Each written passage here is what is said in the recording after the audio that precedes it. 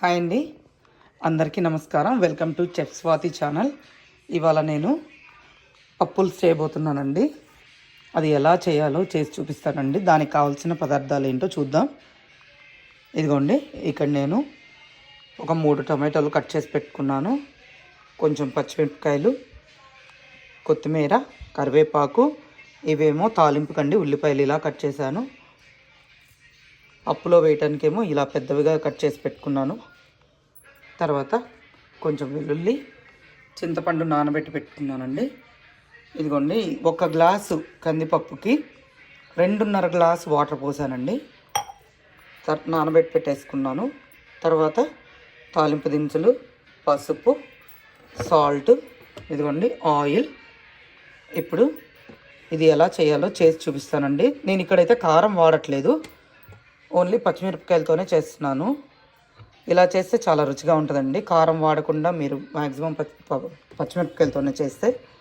ఇదిగోండి, పప్పులో కొంచెం ఆయిల్ వేస్తున్నానండి, ఎందుకంటే పప్పు బాగా ఉడుకుతుందండి. ఆయిల్ ఎప్పుడైతే వేస్తామో మనము పప్పు అనేది చాలా బాగా ఉడుకుతుంది. ఇదిగోండి ఇప్పుడు దీనిలో 1 by 1 యాడ్ చేద్దామండి. ఫస్ట్గా ఆనియన్స్ వేస్తున్నాను.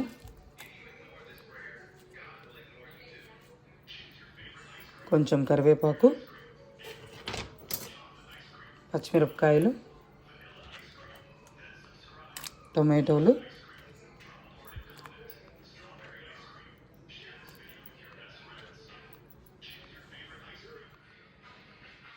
పసుపు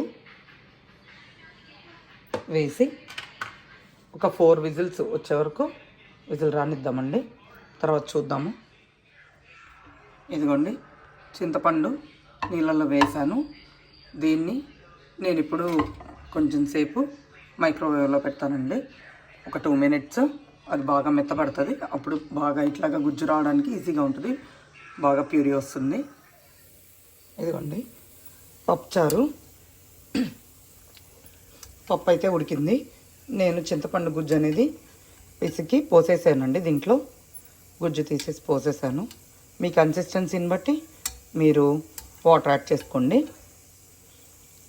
ఇది చాలా బాగుంటుందండి. ఇది పచ్చిమిరపకాయలతోనే చేశాను, నేను కొంచెం కూడా కారం వేయలేదు. ఇప్పుడు దీన్ని తాలింపేద్దాం. ఇదిగోండి, ఆయిల్ పెట్టి తాలింపు దినుసులు అయితే వేసేసాను. ఇదిగోండి, ఇలా వేగిన తర్వాత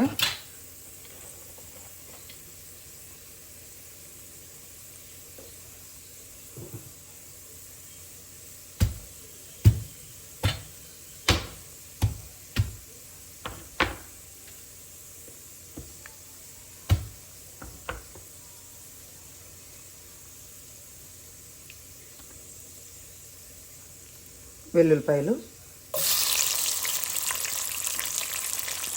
ఉల్లిపాయలు,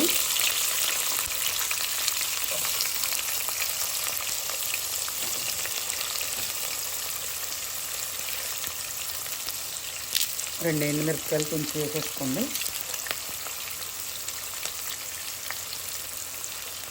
కొత్తిమీర,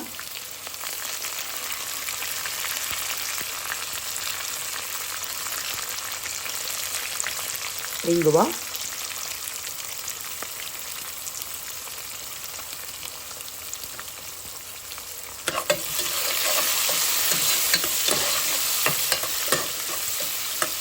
ఇది కొంచెం వేగిన తర్వాత పప్పుచారుని దీంట్లో పోయటమేనండి. దీంట్లో పోసి కొంచెం సేపు మరగనిస్తే వేడి వేడి పప్పుచారు రెడీ అండి. ఇదిగోండి, పప్పుచారుని అయితే యాడ్ చేసేసాను. ఇప్పుడు దీని మీద మూత పెట్టి కొంచెం సేపు ఉడకనిద్దామండి. ఇదిగోండి, పప్పుచారు ఇలా ఉడుకుతుంది. ఇలా ఉడికిన తర్వాత మనం స్టవ్ ఆఫ్ చేసేసుకోవడమేనండి. దీన్ని కొంతమంది ఏమో పప్పుచారు అని పిలుస్తారు, కొంతమంది ఏమో పప్పుల్స్ అని పిలుస్తారు. మీ దగ్గర మునక్కాయలు ఉంటాయి కూడా, అవి కూడా యాడ్ చేసుకోండి. మునక్కాయ పప్పుచారు చాలా బాగుంటుంది, అది కూడా.